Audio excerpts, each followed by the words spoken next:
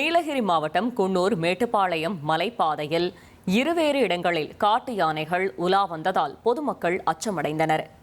எச்சிமரம் பகுதியில் பழக்கடையை காட்டு யானை சேதப்படுத்தி பலாப்பழங்களை சாப்பிடும் காட்சி வெளியாகியுள்ளது. மலைப்பாதையில் யானைகள் நடமாட்டம் அதிகரித்துள்ளதால் வாகன ஓட்டிகள் பொதுமக்கள் எச்சரிக்கையுடன் இருக்குமாறு வனத்துறையினர் அறிவுறுத்தியுள்ளனர்.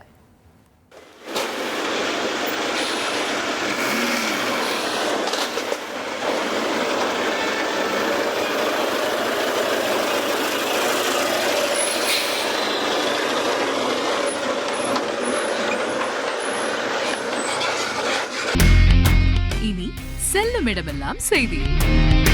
தந்தி டிவியின் வாட்ஸ்அப் சேனலை ஃபாலோ பண்ணினா செல்ல இருக்கும் இடமெல்லாம் செய்தி.